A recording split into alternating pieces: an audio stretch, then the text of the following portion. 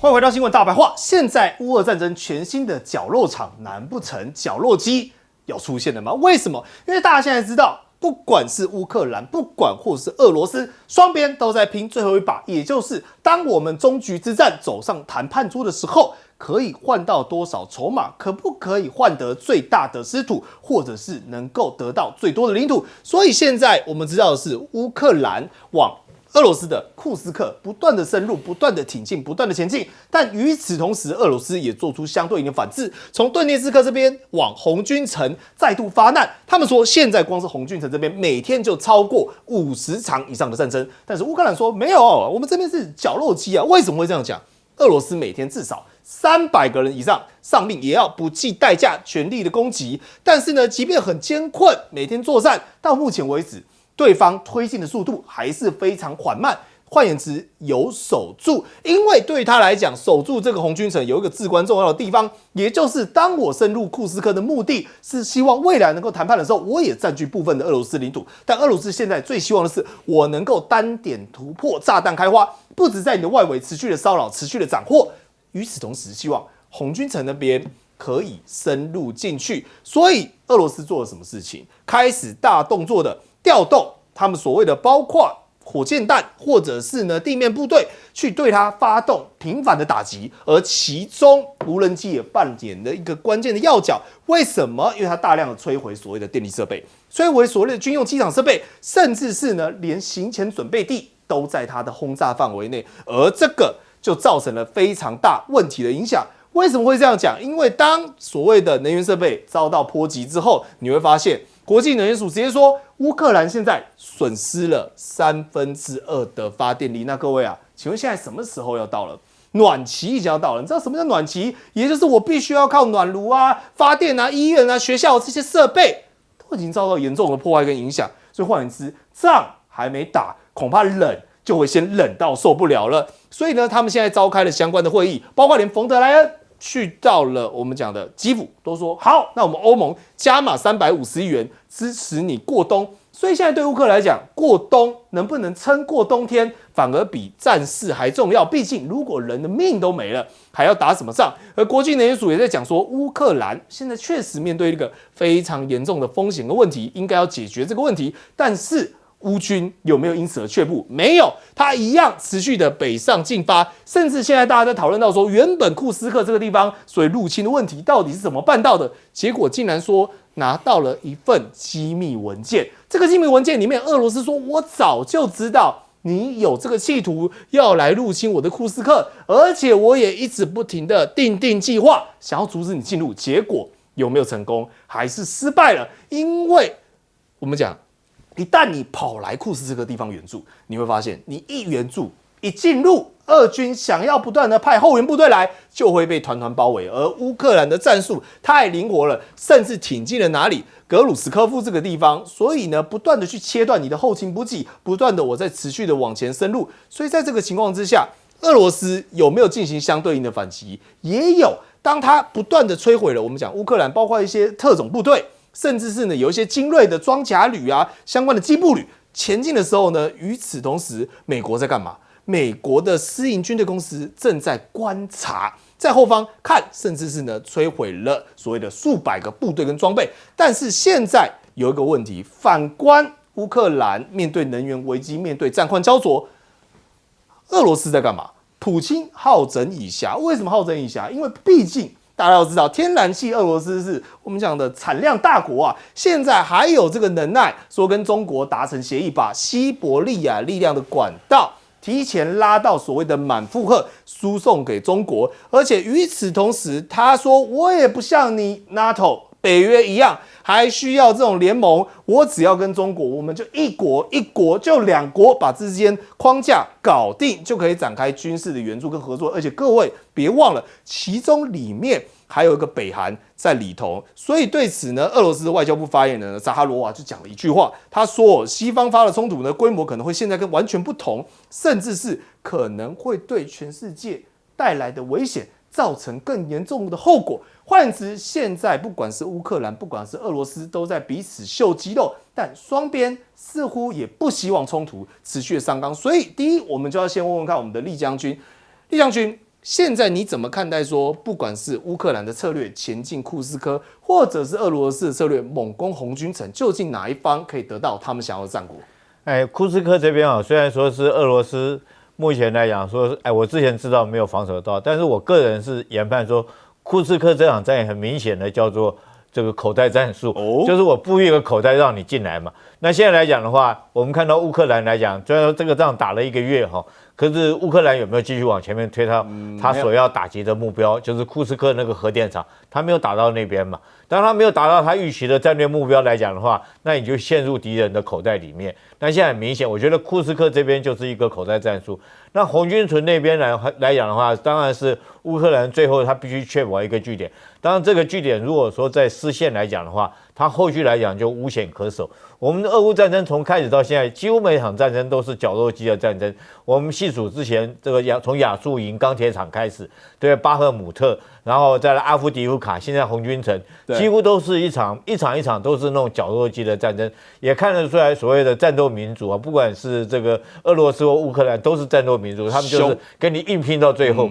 可是我个人觉得，这时候来讲，整个战局很明显的看得出来，就是说谁的主动权在谁，很明显在俄罗斯的手上。什么叫主动呢？就是我要在北边那边发动攻势，不管是哈尔科夫或者库斯克或者是红军城，我要在哪边主动发起攻击，我就可以有权在哪边主动发起攻击。那我在哪边这个不攻击，我才首次作战，我就有权做决定。所以在这种状况之下，我觉得主动权是完全掌握在俄罗斯。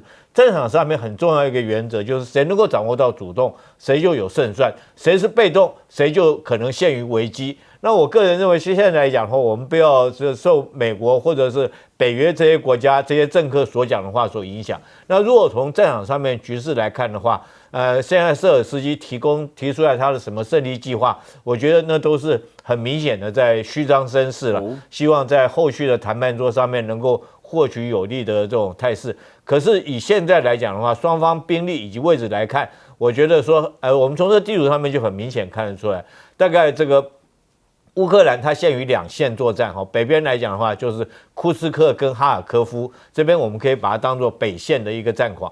那顿巴斯也就是红军村这边，可以很明显看出来是东线这边的战争。那现在来讲的话，如果说这2边来讲的话，俄罗斯可以采取这个轴心的攻击，也就是全部向心攻击，那用一种会师作战，这会师点可能选在这个不管是哈尔科夫，或者是甚至于说是在这个顿涅茨克这个地方来讲做会师作战，那对乌克兰来讲当然影响很大，尤其是我们刚刚提到的冬天快到了，冬天之前其实在这个地方还有一个雨季雨季来讲的话，雨季之后就是冬天了，所以雨季来讲双方可能战车都没有办法，泥泞地都没有办法动弹。那我觉得这场战可能这个乌克兰很明显的是陷于这个态势非常的不利。那目前的话，这个当俄罗斯是很明显的战况有利。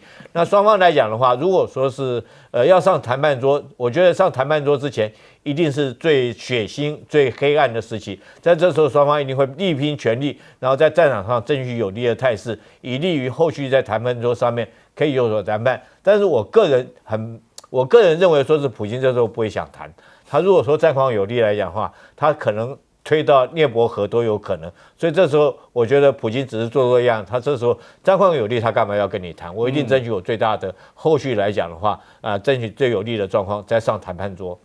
所以杨老师你怎么看呢？因为现在呢各种消息都有，比如说这一则新闻在跟你讲说，哎呀，乌军非常的灵活啦，都把俄军给包围断他们后了。但这一则又跟你讲说，哎，没有啦，我跟你讲，俄军团团包围住乌军，甚至呢击毁他的装备啊，甚至美国私营的部队啊，很多精锐都被我们击毁了。现在这个状况到底是如何？而乌克兰的能源问题真的会成为他的致命伤吗？会的。因为现在在这些纬度的国家都开始叫供暖，也就提供暖气了哈，已经准备要开始了。过中秋之后，那你看在中国大陆的话，其实在这个东北地区都已经准备要开始。那我觉得其实你现在看到乌军的表现，很多都是来自于主流的西方媒体的报道可是你看到俄军的作为，那是大多数媒体的报道也就是说。有一些其实还是在撑的支持乌克兰，然后呢，把乌克兰还是有一些作为，无人机也好，还是部分的这个部队的这种就是抵抗的这个动作，他把它比较强调。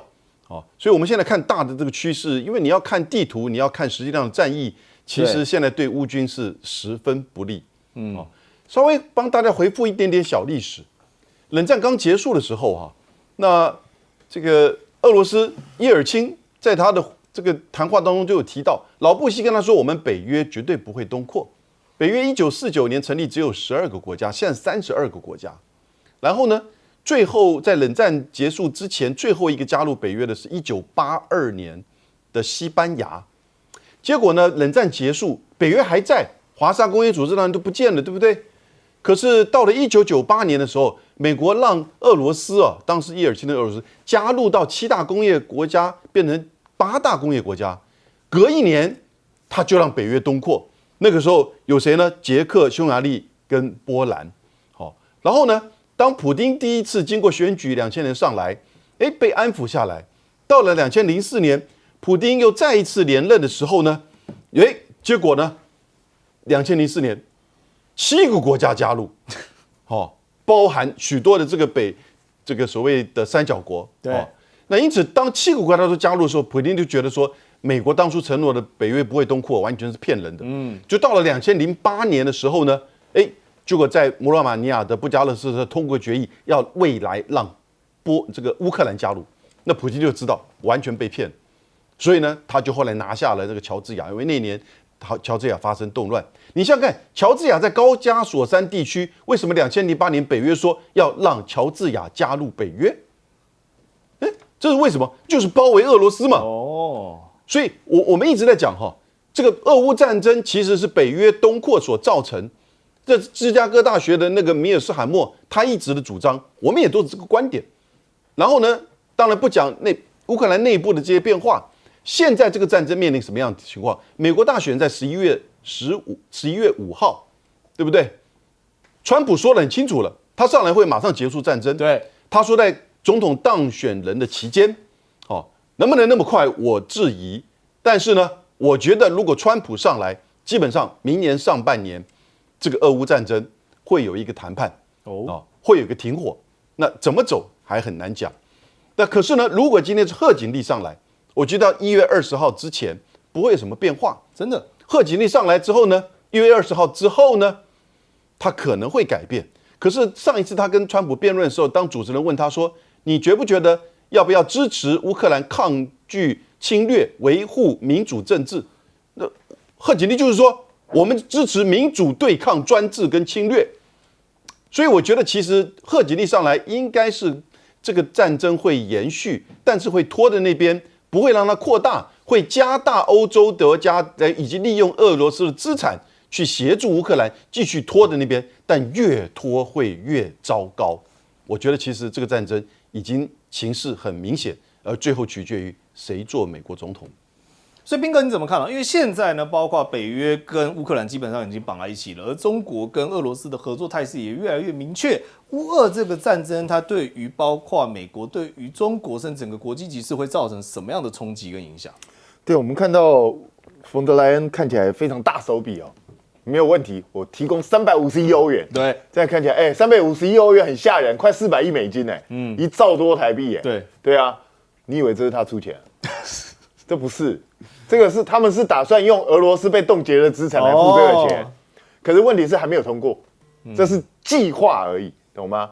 因为本来他们计划是要一次给500亿，那后来因为匈牙利反对的关系，他很多东西没有办法动用，所以现在他们说至少都350亿可以出去，可是还是有一些欧洲国家担心。现在是冯德莱恩在力保说，你放心，未来美国跟其他国家会支付这个钱。对，你确定？真的会？所以现在冯德莱恩是力保没有错，可是美国真的会付这笔钱吗？贺锦丽上来会不会我不知道。我告诉你，川普绝对不会付这笔钱，绝对100%不会付。所以你觉得这些国家会放心吗？这可不是个小数字。那他讲归讲，计划要这样做，真的能够350亿就在这个冬天来吗？还是要拖多久？其实没人知道。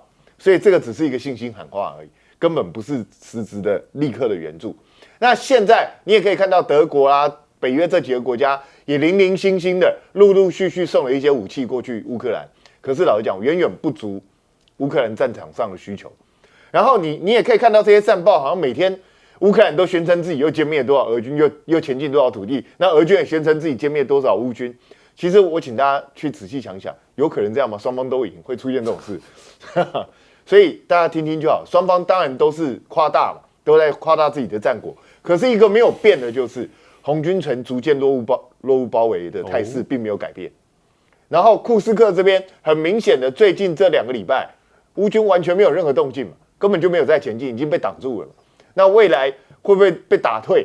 这是现在大家在观察的重点嘛。所以情况老实说，对乌克兰真的非常不妙。那问题是在这个不妙的状态下，美国或是北约任何一个国家有说我要立刻援助你大批的武器或者其他的东西吗？也没有。所以你说乌克兰要怎么去扭转这个局面，看起来是非常困难的。那当然，到最后这场战争必须要去谈判，可是谈判的时间点非常重要，还有谈判当时的战场态势就会非常重要。现在看起来整个态势就是对普丁有利啊。那未来这个谈判的结果是不是乌克兰能够接受的？恐怕乌克兰自己要去想清楚。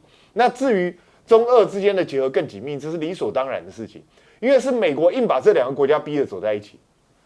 那刚好一个是现在崛起中的经济大国，另外一个是天然资源大国。那你把这2个国家逼在一起之后，美国你未来还想称霸世界吗？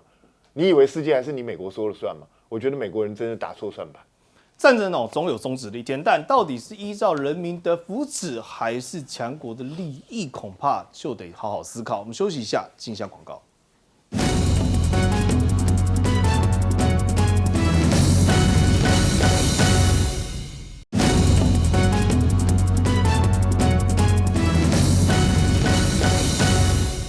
欢迎回到新闻大白话。就在 iPhone 16即将要上市的同时呢，我们讲的华为的3折机早就已经卖爆了。为什么会这样讲？因为现在呢，包括连余承东还讲说，我们真的忙死了，加班加点，就是要扩充产能。我们就来听听华为的常务董事他是怎么介绍的。短短这几天时间，600多万人预定，哇，这简直比我，所以我要跟我们团队说，什么全力以赴、加班加点的那扩产能，让大家都能拿得到。但短期内可能还是需要一个扩产，也需要时间，所以大家耐心等待。可能刚开始可能拿不到啊，但是我们相信等一点时间，我们再加紧产能啊。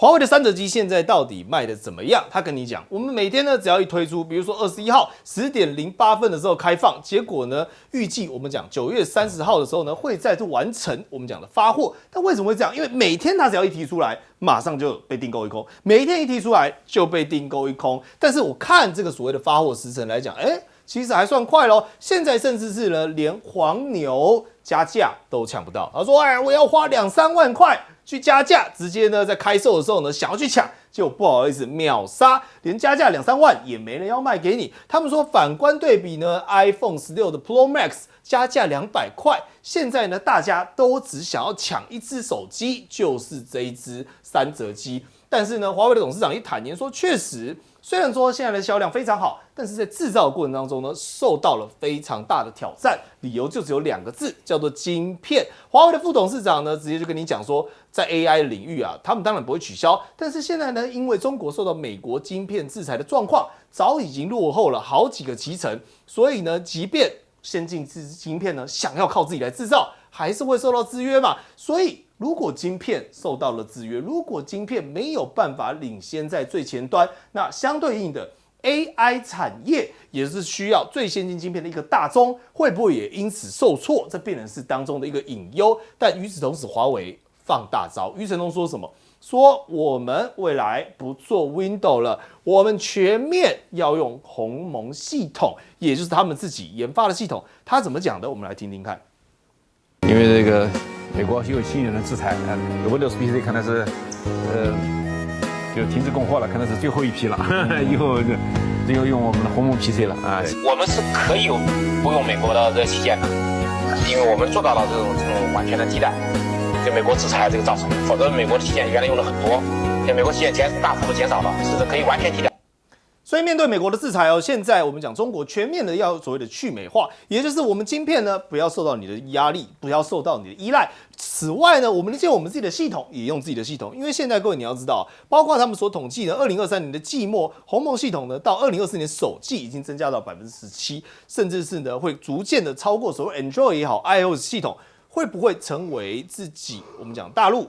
华为成为他们自己自家人所有国人所仰赖的品牌，这非常值得关注。但与此同时，有一个人运气就没那么好了，这个人叫做 Intel。Intel 发生什么状况？虽然最近呢获得了五角大厦的订单，当然是所谓的军用晶片，但是现在有另外一个公司叫做高通，高通说：“哎呀 ，Intel 啊，股价大家知道到现在为止已经崩跌了60%，而且迟迟弹不回来，甚至讨论说我们要把我们的晶片研发部门跟传统的部门做一个切割，但这时候，高通想要用它的1880亿美元吃下现在只剩下900亿美元的 Intel， 所以会不会真的撑不住？会不会真的卖掉？因为关键的核心业务很有可能引来了高通的兴趣，很有可能引来了高通的出手。但 Intel 怎么样如何从所谓的科技业的龙头一路沦落至今？理由很简单 ，USB 之父默然就说了。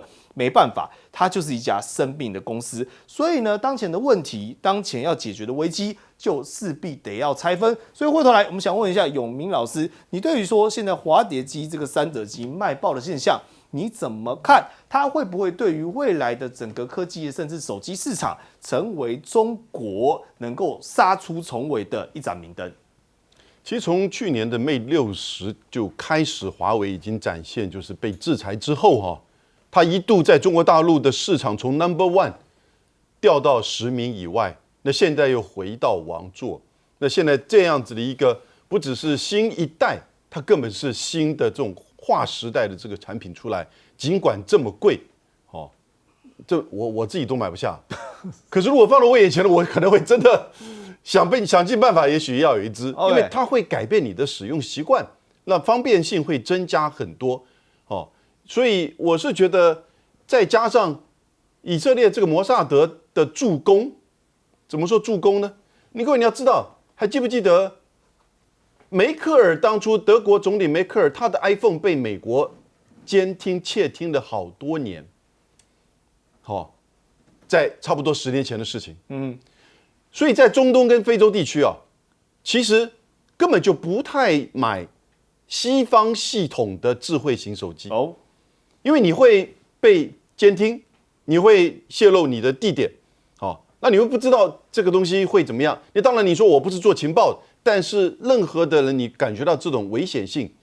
那同时你又看到在硬体的层面，因为这一次的呼叫器跟对讲机的问题，我们其实过去日本跟台湾的很多二手甚至好多年的旧的电器产品，都有人在日本跟在台湾的收，卖到中东，卖到非洲，甚至部分的东南亚地区。现在这个市场没了，大家不敢买了。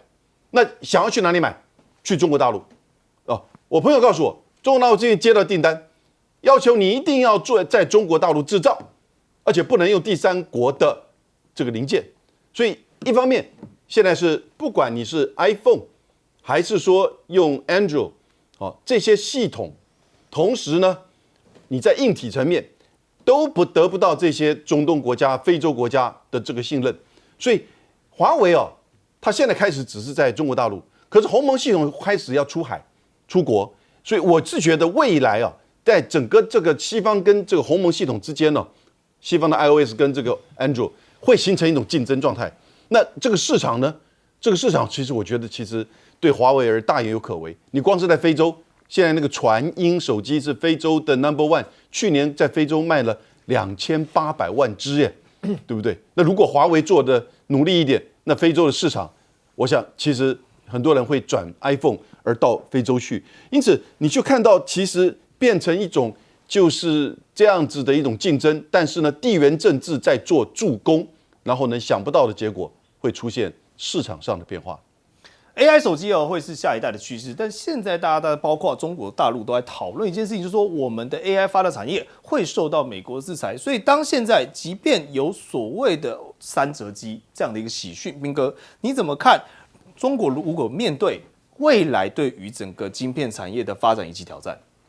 其实刚杨永明老师提到传音是非洲第一大手机厂商，他现在已经进军东南亚，听说把三星打得满地找牙。因为他是用很便宜的价格做跟你差不多的手机，然后所以三星的低阶产品几乎都被他打挂，这是三星现在陷入非常大的麻烦。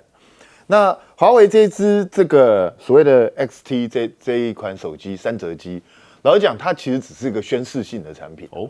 因为虽然说订的踊跃度超乎想象，超过600万人订，可是600万第一个以大陆的人口基数来讲，它还是很少哦。对啊，然后第二个就是它那么贵，你觉得有多少人买得起？对啊，一只手机将近快10万台币耶，这很可怕的数字。所以我觉得大部分人恐怕还是会用它相对比较没那么高阶的手机啦。所以我觉得这是宣示性，那也可以感受得出来。第一个，大陆有钱人真的很多；第二个，大陆对华为已经不单纯是产品好不好用的问题，而是一个民族情感的问题。我觉得这就是他们可能觉得这就是中国人的骄傲。所以现在很多人很多明星，甚至你拿苹果手机在那个什么微博啊或者其他地方，如果被人家看到的话，人家会质疑你为什么不买中国的这个手机，为什么要买苹果？觉得他不爱国。对啊，所以我觉得这个也有点过头。但是华为现在担心的东西也是事实，因为中国大陆的晶片整个生产制造完全被美国锁死，所以除了相对比较低阶的先进制程、成熟制程的这个晶片之外，你真正高阶晶片，现在中国大陆确实做不出来。因为未来而且会进一步的，因为艾斯摩尔已经讲了，就是未来他们会可能不再提供中国大陆 DUV 机的维修。对，那对中国大陆来讲，当然又是雪上加霜。但是据说这一阵子，中国大陆在趁美国制裁的青黄不接的期间，在全世界各地大力收购，一方面收购晶片，另外一方面的收购光刻机，你知道？所以我想他们也在预做这个准备。所以我想这就是一个竞赛。那中国大陆自己现在也在研发自己的 DUV，那所以他们能不能够自己要弯道超车，就要看大陆的科技发展如何。那当然这是一个非常艰苦的过程。那 Intel 的东西我必须讲 ，Intel 这几年出包出太多，它的第13代、第14代晶片都一直出问题。我就直接讲，因为我现在用的是它14代啊，对，然后居然没有我之前用的8代的好用。稳定性好像没有我之前用的8代高，所以宕机还是怎么样，就会突然之间没画面哦。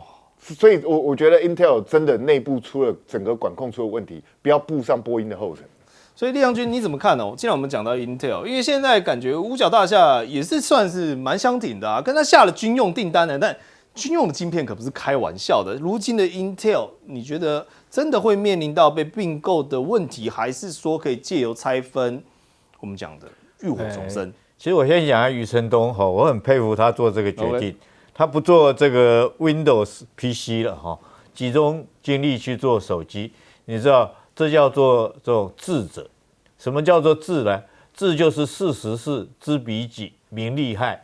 就是他现在知道我晶片不够，那我现在来讲，就我们军人打仗来讲的话，当我很清楚的辨识出来我的优点在哪里，我的劣势在哪里，他现在很明显的知道自己晶片不够。这是要做什么呢？就像我们军人打仗一样，这是要集中所有兵力在决战点上面。这是他集中他所有晶片在手机的工作上面，然后在这个次要方面、PC 方面，他就放弃不做了。对。那等到他这个手机来讲的话，他的争下这个打败苹果之后，争下这种全球的一个版图之后，然后赚了钱，完了以后。当这个晶片事业能够发展起来，他再转到他的资本，再投资在 PC， 所以我觉得这种决定就像是我们军人作战一样，对不对？集中优势兵力，然后在决战点方面集中优势兵力，在次要方面我节约兵力，然后等到将来来讲的话，我形势有利，在这边打赢了，我再转用兵力到另外一边。所以我觉得余承东这个决定是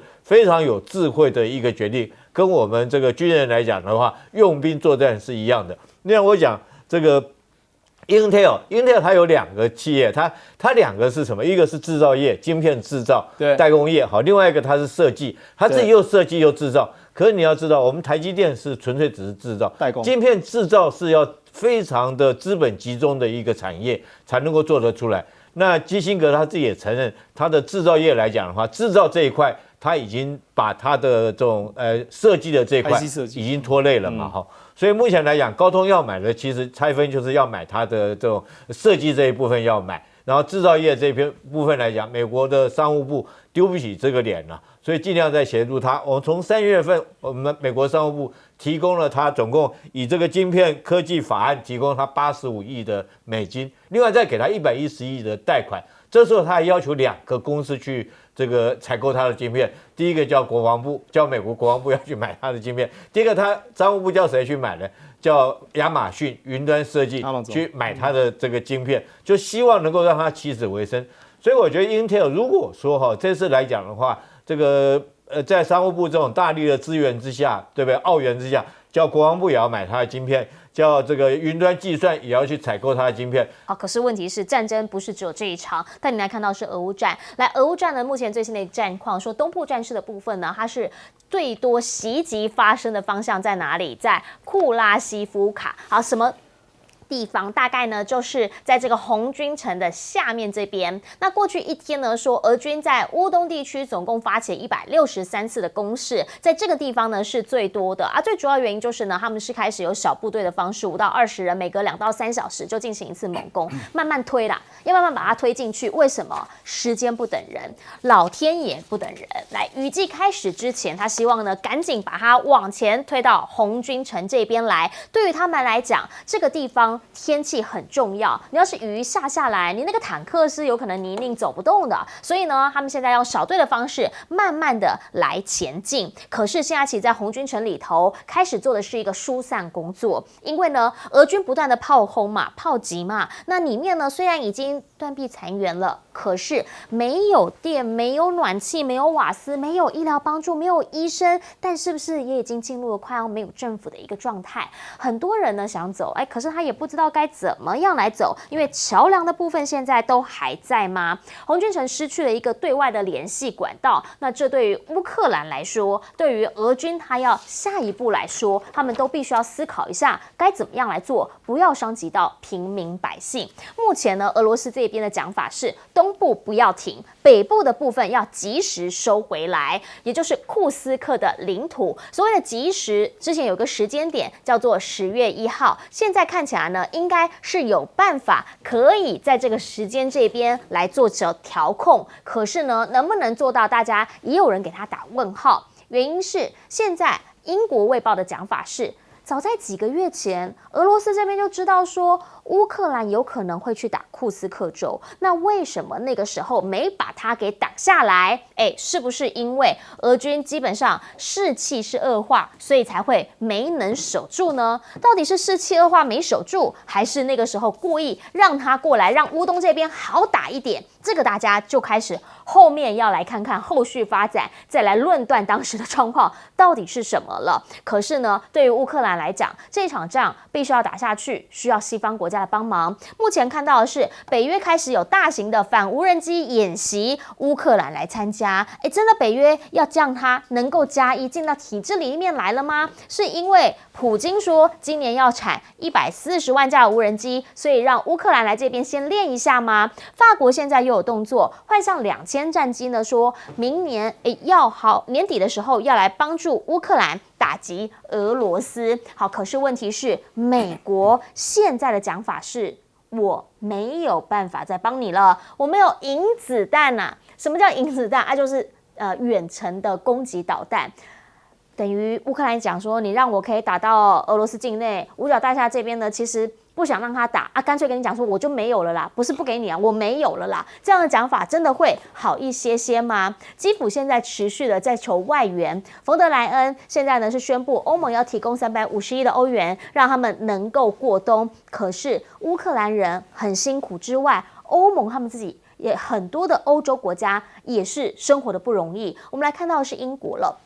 英国现在有数千名的爱尔兰公民，他们聚集在一块儿抗议什么呢？抗议极端主义，还有大规模的移民。其实您必须要了解的是呢，在近期这个欧洲的动荡，也造成了他们有很多的移民，又或者是很多的这些外来的团体。现在他们的国会议员詹里克就直接讲了，说呢，他们自己的一些自主性是已经在威胁之下啊，原因是受到了移民的威胁。60年来第一次也看到了英国国债跟 GDP 比呢，说已经是破100%，这么高的一个水平，让大家生活都过得不好，官员的民调就不会高。来看看刚刚上任的施凯尔，现在呢说已经有50%过半的人对他呢是非常失望的。现在他的民调支持度只剩下25%。好啦，这样的一个数字是只赢那个时候真的是要史上最烂首相的特拉斯18%。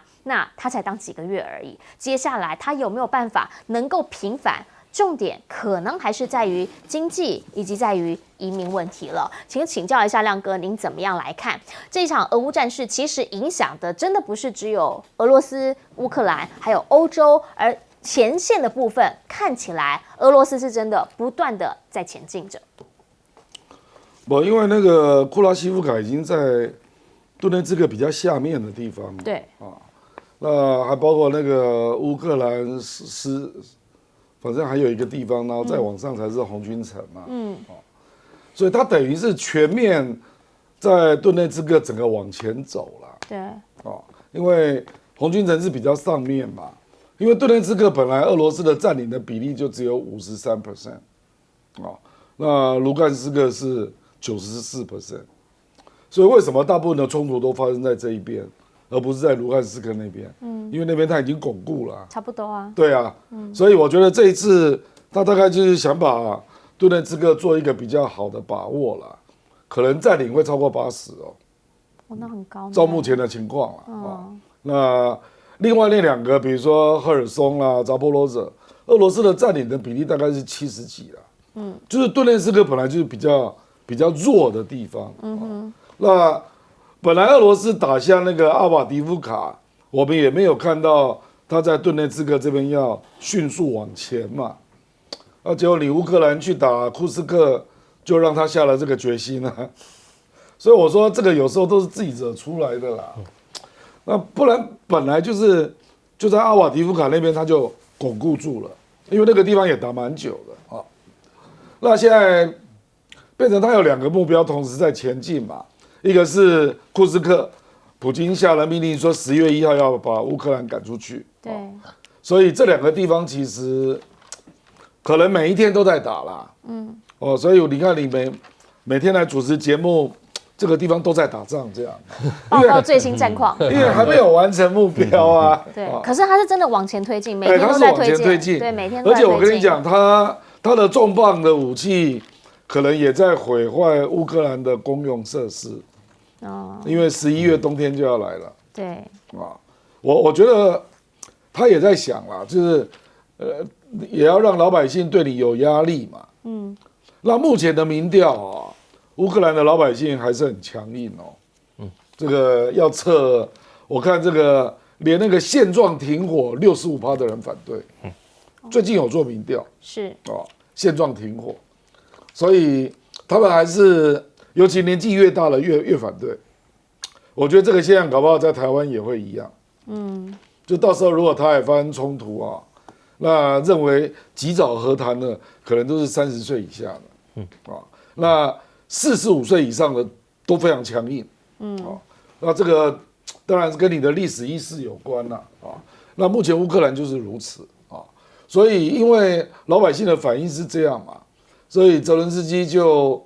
尽量去争取外援可是我觉得欧洲跟美国都觉得这个仗不能再打了啦。事实上只是在拖你11月5号之前不要投降了，就不要造成我选举的困扰所以你看他为什么给他钱？给他钱，美国跟英国也给他15亿美元对。那这个冯德莱恩他们通过要给他350亿欧元。对了，这个欧元，其实乌克兰整个重建，一般估计至少要5000亿美元所以这个不是为了重建的啦，这个就要让你过冬的啦，这个听起来蛮可怜的啦，就万一冬天没打完，那还是要过日子那他就要去修电厂嘛，很多都要，还有发薪水，美国、英国那个是给他发薪水的那可是这个坦白说对。他整个大部队、大规模的反击真的完全没有看到逆转的可能啊！我目前完全没有看到，目前就在硬撑，那硬撑输慢一点这样。我的感觉就是这样。OK， 不要打太快，因为11月5号不要输太快哦，不要输太快啊，因为11月5号才投票才开始做美国大选。但是呢，在这一打下来，想请教一下司令，原因是因为我们看到俄罗斯你看到5到20人部队每隔2-3小时就一次猛攻，一次猛攻，就是那个突击式慢慢往前推，往前推。他们说在赶雨季之前一定要占领红军城。对，一定要考量到天气，因为利空时的关系，力量、空间、时间，空间就包含气象还有地形。那现在来看的话，对乌克兰来看，乌克兰呢为什么那么多人还要继续打下去？乌克兰现在投降不投降是一样的，投降也是满目疮痍，不投降也是这个样子，结果都是一样的，干嘛要投降呢？都已经烂成这个样子了，所以大家那继续玩下去吧。都玩2年了，还差1年吗？那继续玩下去了。所以乌克兰他已经没有办法骑虎难下，怎么样做决定都是不对的。现在停没有办法，现在已经这个样子。现在不停，那也是继续耗下去啊，也是这个状况。所以对乌克兰讲，他们已经没有选择的空间，跟选择的利得，就是我选择这个会比较有利，选择哪一个都是不利，那继续玩下去吧，就不要再做抉择，是这个样子。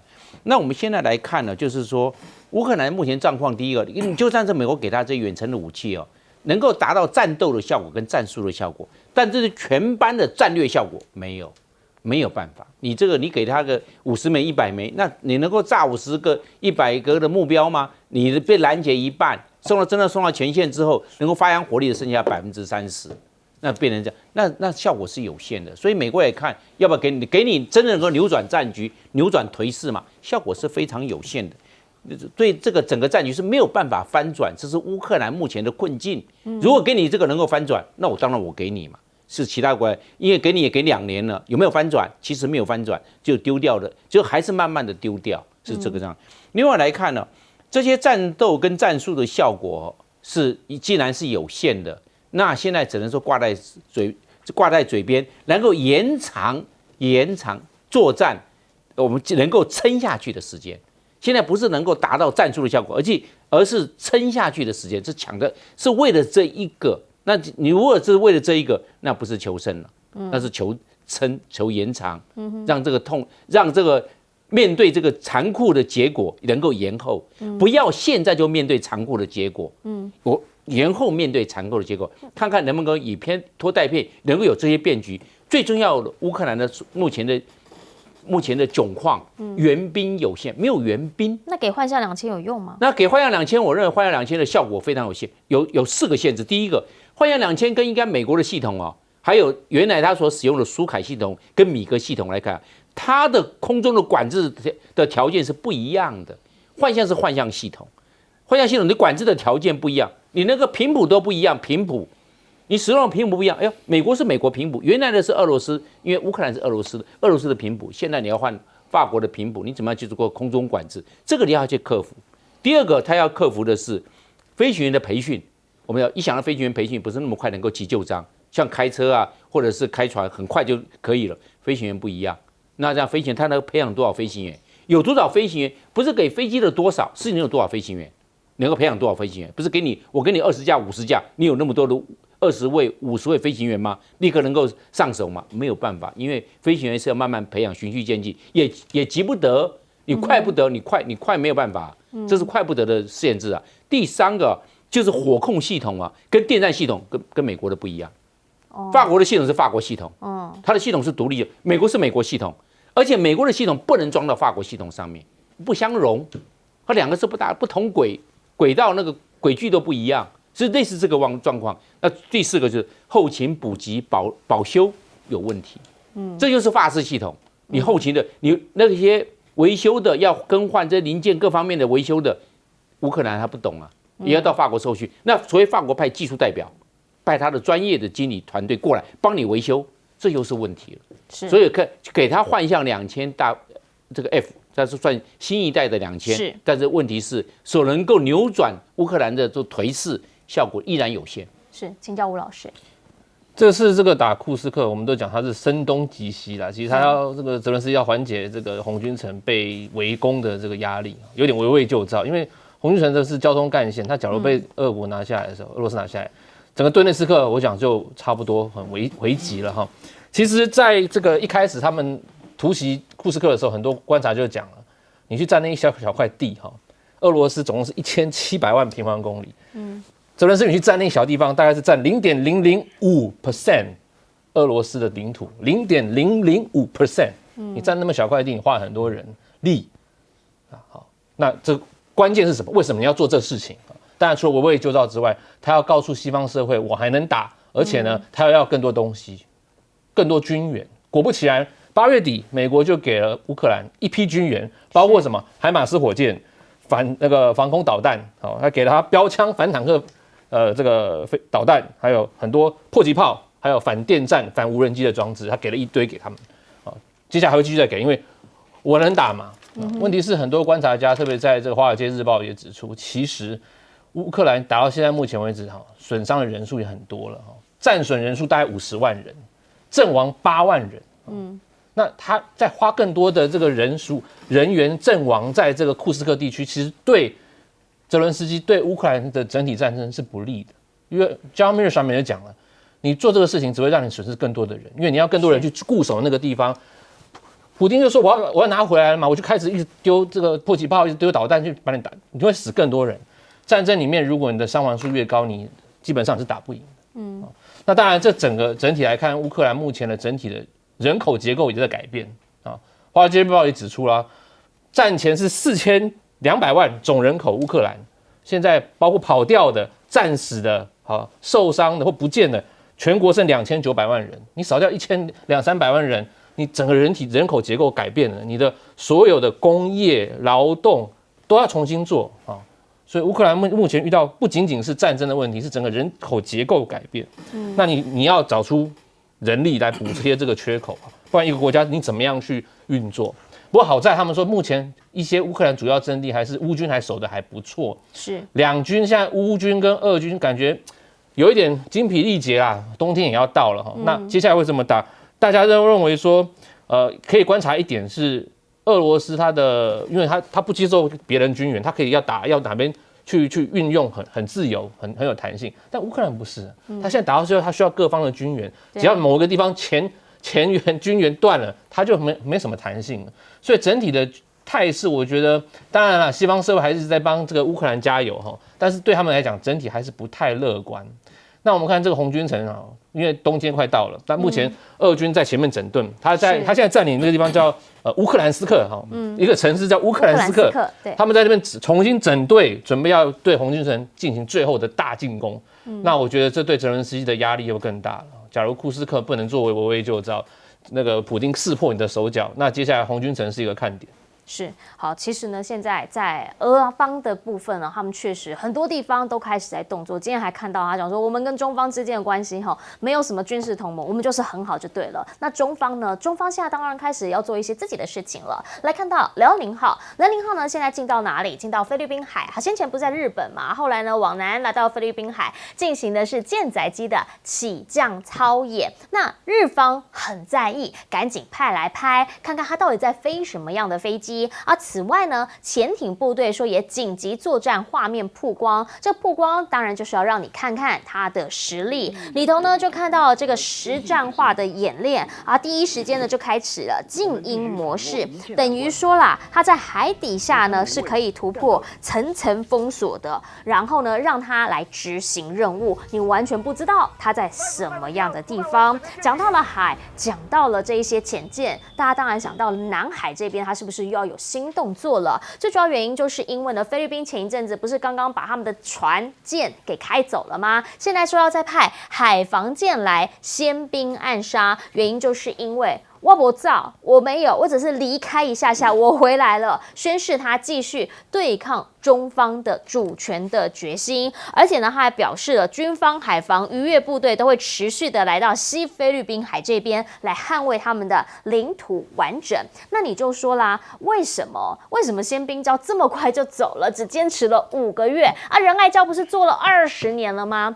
其实这个呢有比较不一样的地方哦。原因是因为仁爱礁那个呢，它就是坐滩在那边，那艘船呢就真的不行了，所以他们是一个人道救援的角色。可是西安冰礁呢，在中方来看，他的讲法就是你这不是海难嘛，你这个呢就是你故意的，所以呢，在中方就没有给他人道主义救援的待遇。船围起来之后是1厘米、1滴油，真的都没有给。好，甚或呢，后来双方发生碰撞事件的时候，也真的都没有手软。所以呢，在这一艘船舰海警船，菲律宾的海警船回到他们岸上这边来的时候，你看到有一些人他其实是抬担架的出去的，原因是因为他们真的在上面，后来可能是接雨水啊、接冷气机的水等等，就是没有办法再受到了任何的补给。中方在这一回有跟他玩真的，但是呢，对于中方来说，韩国媒体要提醒你了，美国正在用飞弹来包围中国，因为菲律宾先前不讲了吗？那个时候做军演的时候，美方呢来这边放了一个提风系统，他请他拿走，可是美军好像坚持要把他留在吕宋岛，而如果他把他真的留在这里的话，他的射程可以直达上海，甚或呢现在还要在这边部署暗鹰远程高超音速飞弹哦。那如果是这样的话，连北京都会在射程之内了。而现在呢，美国的陆军部长呢说，在访问日本的时候，也跟他讨论了要在日本这边来设多域特遣部队的可能性。一个南一个北，现在在美方他都有一些规划，同时 Quad 也在进行会议。好 ，QUAD 呢包括了谁？包括美国、日本、印度还有澳洲，他们现在呢说要在峰会上头再一次的用比较强硬的语气来讨论关于南海这一边的威胁。印度可能在这个时候呢，他就会比较认真一点来开会。讲认真是因为莫迪先前有的时候爱来不来的，这一回呢，他们发现了隐形威胁正在增加当中。原因是他们看到辽宁号，我们不是前阵子讲吗？本来大家都以为是歼31，结果现在竟然是歼35的战斗机。他们甚至有媒体报道说，很快这一艘就会来到印度洋秀肌肉了啦。那如果歼35真的来到这边来部署的话，对他们来讲，觉得是坏消息耶，因为呢，更糟的是巴基斯坦现在好像也要部署所谓的歼31的机队，那印度不就刚好被夹在中间，被夹击了吗？还看到中国在他们的边境的部分设了一个新的直升机场。他就讲啦，那就表示说，真的发生问题的时候，他们的那个军力有办法在短时间内可以向偏远地区来部署，而且这边他还说呢，不是太小，还有600公尺长的跑道跟多个机库，等于它的量能，它的作战的量能其实是有的，所以让印度这边其实是蛮紧张的。而且呢，尼泊尔以前好兄弟，现在看起来跟中方要来举行珠峰友谊2026的陆军联合训练，他就说了，如果说呢这一些开始周边的国家，巴基斯坦啊、尼泊尔啊，现在都跟中方友好的话，印度阿哥该怎么办嘞？要请教一下亮哥，怎么样来看在亚洲这边的情势？我们从南海这边呢先来开始，辽宁舰进到了菲律宾海，而且开始进行舰载机的起降。我这个，我觉得它是未来放在这个南海、东海，我觉得还是以福建舰跟山东舰为主啦。哦，因为辽宁舰它是第一艘嘛，是它相关的攻击系统跟这个雷达系统都没有后来的好啦。而且中国大陆未来要当做模型舰来复制，就第4艘、第5艘，它想定的也是福建舰。所以我觉得这个只是在训练舰载机啦。倒不要把它直接联想成就是以后就是要这样部署啦。这个倒不一定啦。那当然取决于它那个第4艘、第5艘会不会做得很快啦？速度怎么样？不是做了速度对，因为最近它055大区也在做，对，那个都是航母的护航舰所以我觉得它是蛮急的。它这个希望能够在很短的时间第4艘，然后第5艘也都要出来这样我是认为到2030年之前，中国应该会有5个航母舰队了。那很快哎。是啊，所以他蛮赶的那至于菲律宾跟中国的冲突因为中国大陆已经颁定了海警法那你如果宪兵礁你都不做有别于仁爱礁的处理，实在没有办法交代了。而且坦白讲，仁爱礁也很难交代了。仁爱礁你还公布了那个海洋生态污染的调查报告，也没处理啊，对不对？所以如果再让他有宪兵礁，那我看海警会被骂死啊。所以我觉得可能会比照现有的模式办理啦。就是他上次不是冲撞吗？对。然后菲律宾那个船就被撞了一个洞。那其实那艘船是新的所以菲律宾一般估计大概可能有人受伤啦，所以就必须要回菲律宾做一些这个照护啊。所以菲律宾当然也不是永远离开啦。我认为这个纠缠会继续下去啊。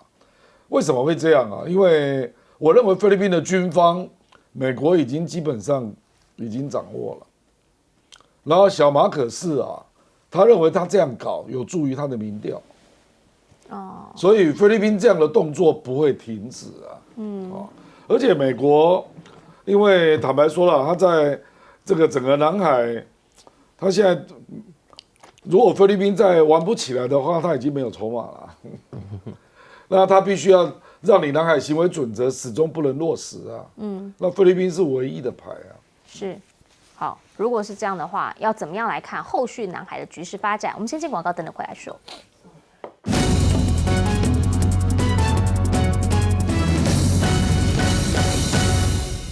好，我们刚讲到在海上请教一下司令，原因是因为呢，现在看到了菲律宾又把船给开回去了。那如果是这样的话，下一步中方海警会怎么应对？因为这样的中国大陆，它会动员它的海警船，还有海上民兵，还有甚至它的海监船或海浙船也会搭配办理。当然，它的海军，它会在外面做介护，原来海军不太介入，因为维权是海军，但是执法是海警船。只要由海警船来做就可以了，不会硬就不会软就对了。那菲律宾它这一个970为什么要离开？因为5个月，从今年的4月19号当然要离开啊，已经5个月了。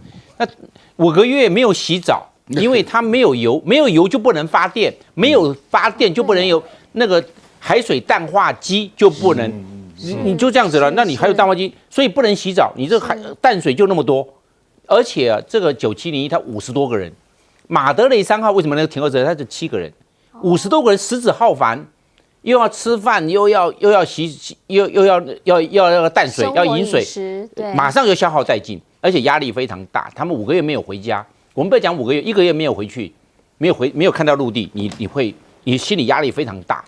他的飞行，他又不是说每一个人是飞行员的素质比较好，这些海员在海上，然后这么漂泊在那个地方，又不能洗澡。你说你知道没有淡水人就生病，所以刚才主持人为什么讲担架抬下去，还有吊点滴的抬下去了，是这个样，生病了已经不行了，再下去的话有人自杀，一定又受不了，千万不要，对，压力太大了，因为是赶快撤回去换，然后多放点食物，多放点淡水，多放点油，好这边海水淡化机好运作啊，是这个样子。然后现在他那个要现在整补完毕要回去了。中国大陆不会让他回去嘛？蚂蚁雄兵挡在那边，所以他这个9701想要回去，可能性非常低，微乎其微。好，我们先进广告，等等回来邀请吴老师帮我们做总结。节目最后邀请吴老师帮我们总结。其实这是宪兵礁，它英文叫 Sabina Shoal， 菲律宾叫艾斯科达礁，中国称叫宪兵礁，它在仁爱礁旁边很近啊。那仁爱礁有个马德雷3号，20年前放在那里，其实菲律宾他想同样照着做。我也在派一条船那边不小心抛锚在那边，我就可以补给，我就可以宣示主权了嘛。所以这9701其实就是它的代表作，就是我派到那边，我要让它故意搁浅。问题是仁爱礁跟宪兵礁它是2个不同的例子。其实仁爱礁当年据说是当他要搁浅时那他们在坐滩前就有他们这个菲律宾有跟国际海事组织说，我的船舵失灵，所以他必须要搁浅在这里。所以他就有理由就放在那里，20年就过了。问题你这一次这条是新船你没有什么失灵你想要去那边不能说不过去。但是依照国际海上搜救公约为什么仁爱礁它可以要放一个这边？因为国际海上搜救公约是讲说你可以接受旁边国家给你救助，如果你有船搁浅，旁边国家可以给你救助，或者是别人也不可以干涉你去救助这个船。所以仁爱礁造成问题是这样子。所以鲜冰礁现在这个要再重复的时候，中国大陆说不行，你不能这样，所以就发生擦撞嘛。所以9701这个问题是主要的症结点在这里。